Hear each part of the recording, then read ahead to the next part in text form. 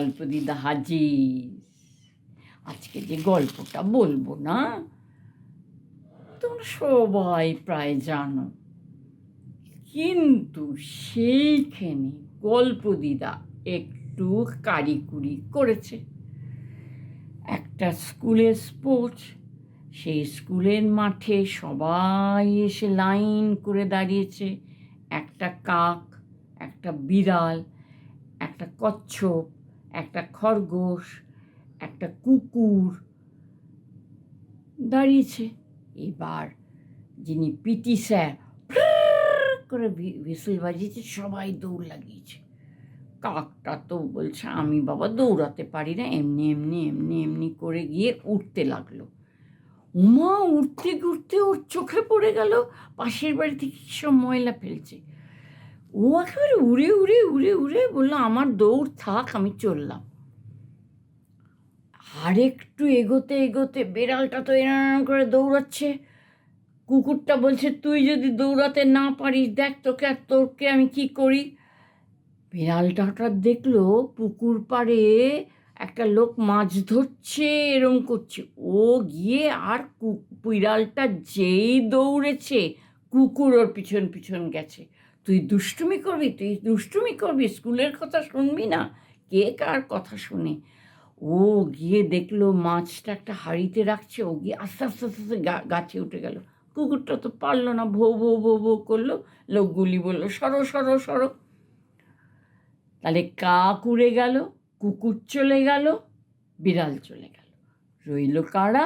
একটা খরগোশ, একটা কচ্ছপ।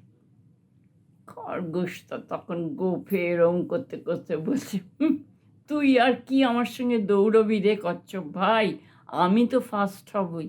কচ্ছপ বললো, হ্যাঁ হও না, তুমি যাও, ঠিক করে তুমি যাও। এবার তো কচ্ছপ ঠিক এরকম এরকম এরকম এরকম করে যাচ্ছে, আর খরগোশটা শাঁসা শাঁসা শাঁসা শাঁ করে দৌড়ে গেছে। দৌড়াতে দৌড়াতে ও হঠাৎ একটা দেখে কপি, বাঁধাকপি, ওলকপি, তারপরে ও দেখতে পেল গাজর, কারা সব ঝুড়ি ঝুড়ি করে রেখেছে। ব্যাস, ও একটা গাজরের ঝুড়ির পাশে গিয়ে করে খাচ্ছে।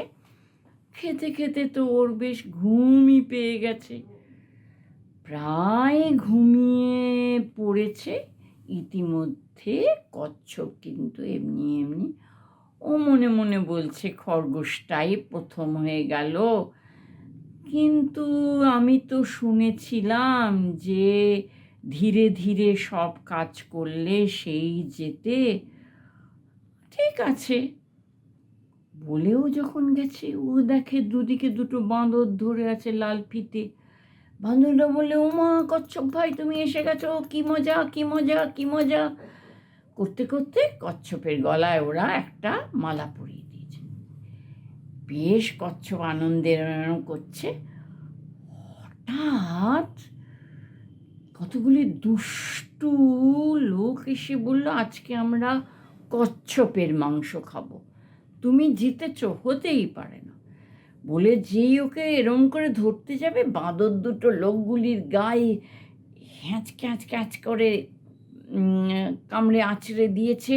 একটা বাঁদর দৌড়ে গেছে, গিয়ে খরগোশকে বলেছে, তুমি তাড়াতাড়ি এসো, তোমার বন্ধুকে নিয়ে যাচ্ছে। তখনও গেছে, ও আবার চিচি চিচি চিচি করেছে। সঙ্গে সঙ্গে কাক এসে গেছে, কুকুরটা এসে গেছে। সে ভো ভো ভো ভো করে দৌড়ে গিয়ে দেখে কচ্ছপটাকে ওই লোকগুলি ধরছে, একটা বাঁদর আঁচড়ে দিচ্ছে। তখন আরও গাছ থেকে বাঁদর এসে গেলে লোকগুলিকে ধরে নিল। কুকুরটা লোকগুলির জামা কাপড় কামড়ে দিল, কাক ঠুকরে দিল। লোকগুলি তখন ছেড়ে পালাতে পারলে বাঁচত, চলে গেল। তখন ওরা বলল, কচ্ছপ ভাই তুমি জিতেছ। খরগোশ বলল, আমার খুব আনন্দ হয়েছে, আমি তো একটু পেটুক আছি, খেয়ে ঘুমিয়ে পড়েছিলাম। দেখো ক্লাসে টিচার যেটা বলেছিল, ধীরে ধীরে কাজ করলে সেই ভালো থাকিস, তার জয় হয়, তোমার হলো। চলো এবার বন্ধুরা সবাই মিলে নাচতে নাচতে নাচতে নাচতে তারা স্কুলের পথে চলে গেল।